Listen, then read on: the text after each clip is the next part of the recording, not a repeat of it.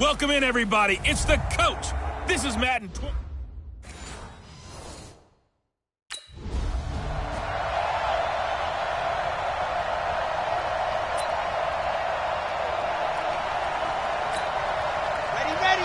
60, Pittsburgh. Ricky. Ready. They'll come out throwing here to start the drive. It's caught by Mike Evans. And they'll get it all the way up about 5 yards shy of midfield. Just like that, a pickup of 20 on their first play from scrimmage.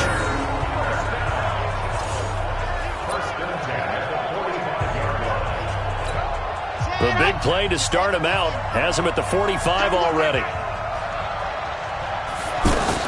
This is Peyton Barber. He led them in rushing a season ago, pushing forward for 3 up to the 48.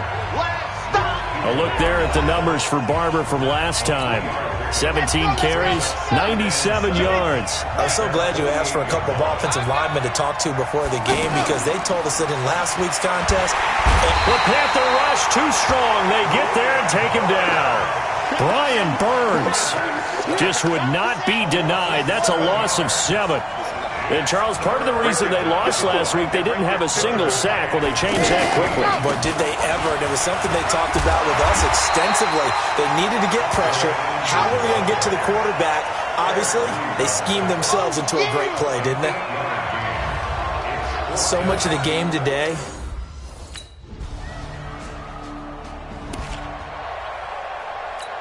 So out come the Bucs now, and hoping to do better than they did their last possession when they punted the football.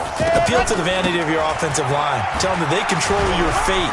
Leverage guys. Win the line of scrimmage. If you do that, you start to win first down. You win second down. And guess what? You start accumulating first downs, and that's what they need in order to not pump the ball again. So a look here at the key inactives, and we got this list before the game down on the field. They tell us the same thing every time, don't they? Next man up. No excuses. Be ready to play. That's the mantra of every organization. The key is having guys on the roster who are capable of filling in and playing at a high level. That's when you know you've drafted well, scouted free agents well, and stocked your team just the way you're supposed to.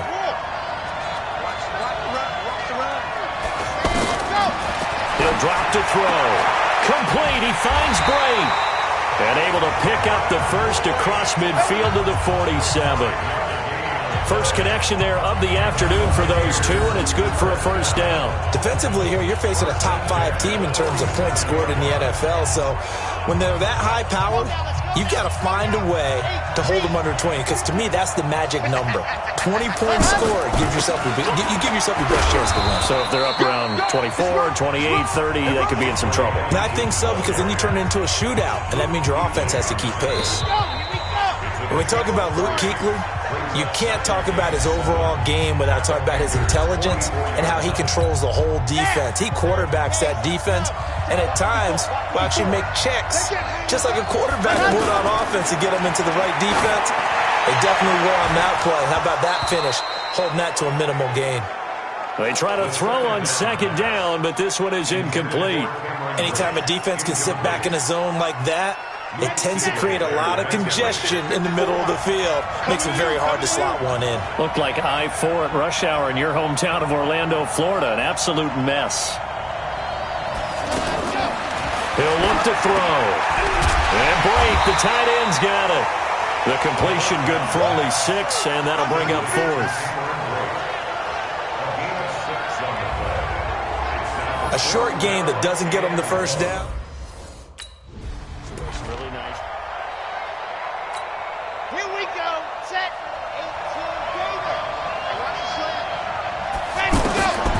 They'll look to throw here on first down. Got him in. It's Brashad Perriman. A really nice pickup of 14 yards, and it moves the sticks. Well, this is where reading defenses and practice time comes into play. You've got to know what you're running versus zone versus man and how to run the proper route. And they just executed that one pretty well. 5 yards on the carry. Good pickup on first down.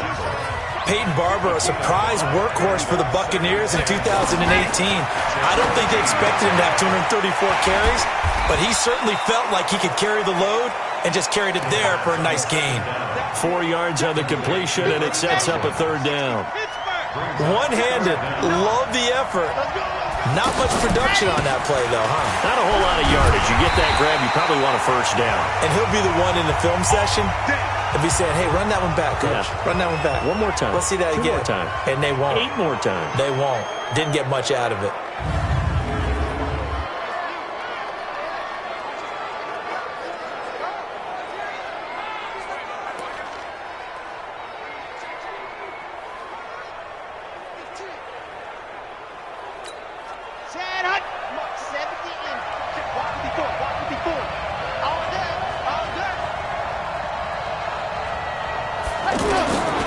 Now a shotgun snap as they'll look to throw. The quick slant caught. And he'll get this down inside the 5 to the 4 before he's out of bounds. Nice job defensively to hold him to 4, and now it's 2nd and goal. And, partner, I think that's a great example that not all tight ends are created equal because everything was right. Got the completion, but he's not one of the more dynamic guys in the league. So even though he caught it, couldn't turn it into much more. Forced out to his left. And he will score. Touchdown, Tampa Bay. It's their quarterback. His 17th touchdown now on the season. And the Bucs are able to strike for 6. He doesn't need a lot of space for an electric run. He showed that there. Heck, they told us this week they were hoping he would break a big one. He just did. And what did his offensive... I mean, remember we talked with the offensive line? And one of the guys...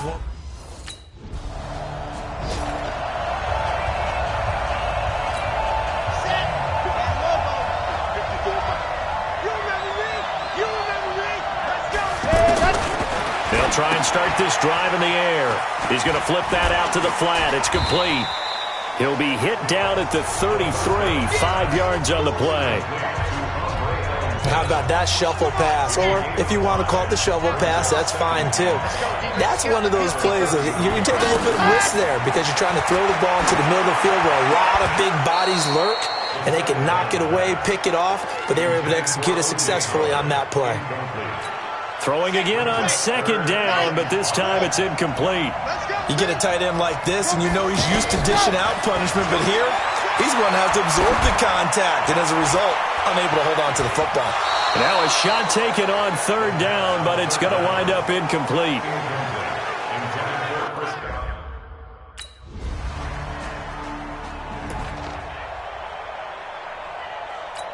Now the Buccaneers offensive unit back out on the field. Well, what's the plan of attack here? Very late 2nd quarter, and look where the ball is. Yeah, a bad spot for you. But the defense has all 3 timeouts. So what you're telling your team is ball security number 1. It's not all on the running backs if you decide to run the football. That offensive line has got to protect them and wedge out some space because you can't just kneel. They take 3 timeouts. They're going to get the ball back in good field position with a chance to put points on the board. You got to try and get a first down and run out. Pressure comes in. He's brought down. It's a Panther sack. That's Luke Kuechly with a sack. Is there anything Luke Kuechly can't do on the field? Doesn't seem to be the case. I mean, we just saw the sack there, right? We know he's terrific in pass coverage, but what I like is his intelligence, the way he gets a defense set, and he actually audible defenses when he sees what the offense is presenting and get them into something else and get them into a better spot.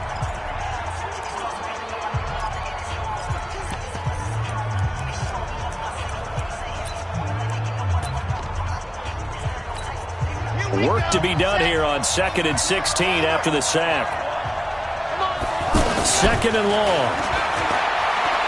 Airing this one out for Evans. Into double coverage, and it's intercepted. Dante Jackson picks it, and his guys have got it back at the closing stages.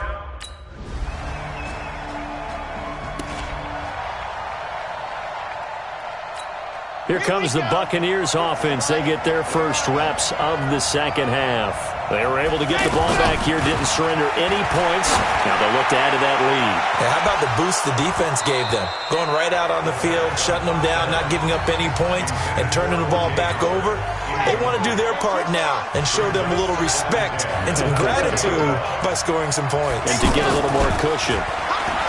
Now he'll look to throw here on 2nd and 10. And that's going to be incomplete. Too tough to hold on to that one. It's 2nd down. We've seen good cover skills on display throughout this game, really from both teams. And there's another nice example there of them making it difficult to complete a pass. Big play coming up. Here's 3rd and 10. I would expect to see some pressure here. The pressure drops off as they'll look to throw. And he's brought down, getting this one up to about the 35. His first catch, and it's a pretty big one. They get the conversion on 3rd down. It certainly feels like there are more stars at the tight end position than there were even 10 years ago. And I think it's become more of a glamour position because of the ways it can hurt a defense, and guys want to be involved. They can be in line, close to the line of scrimmage. They can split out like receivers.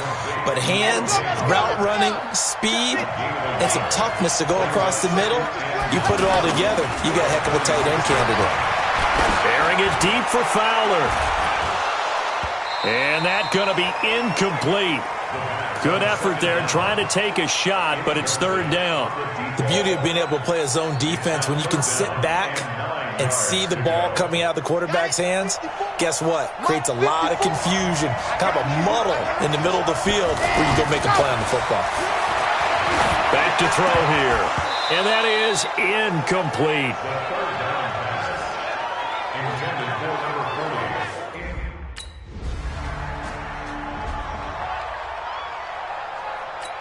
And Tampa Bay trots out there now. This crew had to punt last time they had the ball, but when you've got a lead like this, you content to play the field position game? You are to an extent, especially if you like your defense, because you have the lead, you've been controlling the game.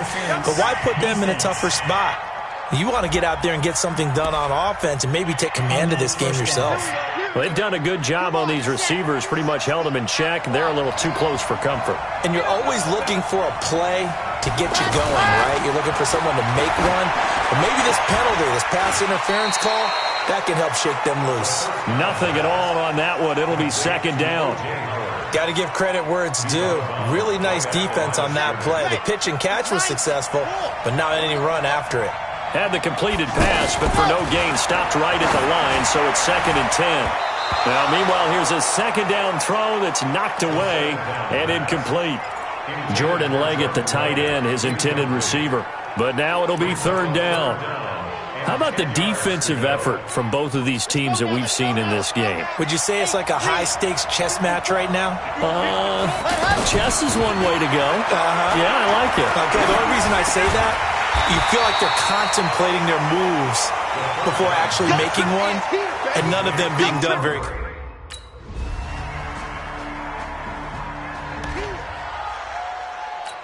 Here comes the Tampa Bay offense now heading back out onto the field. The field goal we just saw has us now at a 1-score game, and on this side of the football, things are getting pretty tenuous, a little stressful. Blood pressure up a little bit, you think? I think up a lot of it. Could you imagine taking the pulse right now? It might be like a jackhammer out there on that side of the ball, but here's what the deal is. I think what we've observed is a team that's been playing not to lose as opposed to playing to win. And they're going to get back to that, and that means opening things up again, getting a little more free than what they're trying to get done on offense. And he'll be brought down. Oh, that's a face mask. Certainly looked like it. Indeed, here come the flags.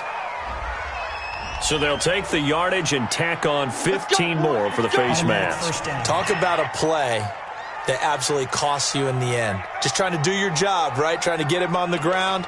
Next thing you know, they're marching up another 15 against your squad. And now it's 1st and 10. A big mistake, especially when you factor in the personal foul yardage.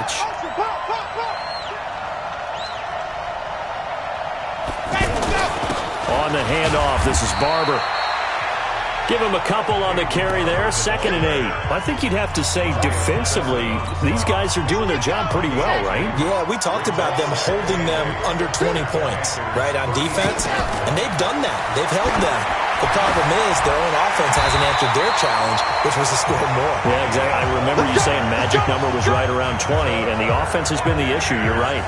12 yards there and a 1st down. This is something you got to be wary of defensively. I mean, just because they're in the mode of trying to burn some clock doesn't mean they won't pass it. And they got good yardage out of that one. Yeah, and really, when you're looking at it, now they've got a fresh set of downs. Look for 2nd down. If they want to take another shot and try and loosen things up, that'd be the time to do it. All right, that's a decent game there, but it hasn't been his best game overall. So I wonder what the mindset is of his team. Do they want him to handle the football and try and close this game out? Or are they going to make an alternative plan and maybe go in a different direction? I think they need him, and this is his time to shine. He'll get it inside the red zone, but only for a couple down to the 19. Now, the objective there, I mean, yes, the positive gain, that's nice, but work some clock. Yeah, you're exactly right, but the problem for them is still within a possession, so they can't just sit on it running the ball. They'll have to find a way to throw it effectively as well.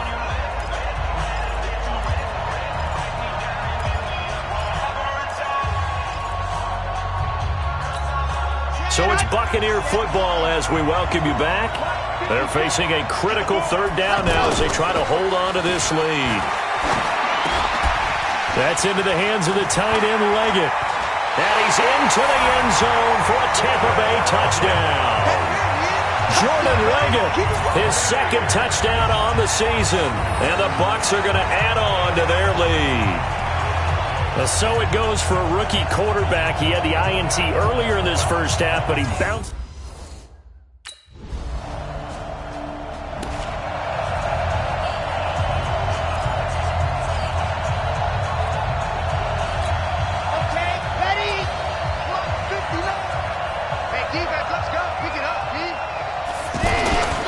On 1st and 10. And past the 35, he'll be dropped a yard or two shy of the 30.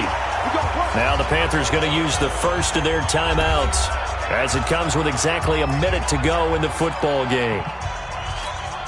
They're not totally home free yet, but it's looking good as they come up 1st and 10. First down, they go with Barber again. The Panthers going to use the second of their timeouts as they get it with under a minute to go now in the football game.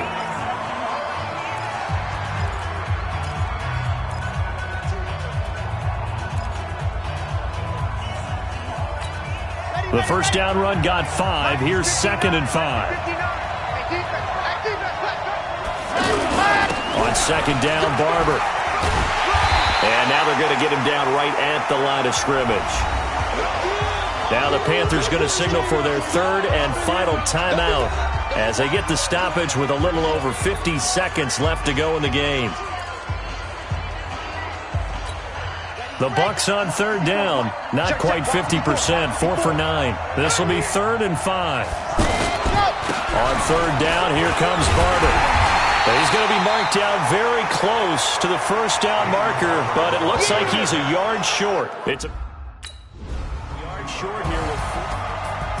Well, Charles, the forecast called for rain throughout the entire game, and we got rain throughout the entire game. But these two teams, they had fun getting dirty out there. They love the slop. Did you trust the forecast ahead of time? Are you one of those guys that's skeptical about it, or did you trust it? But when I saw just a big blob of green on the radar, I said, okay, let's trust. Yeah, and that's why I'm glad you took my advice. Got your notes laminated, because, you know, open-air booth, that rain can affect us as well, although not as much as the guys on the field. But let's face it, it's kind of fun to watch these types of games.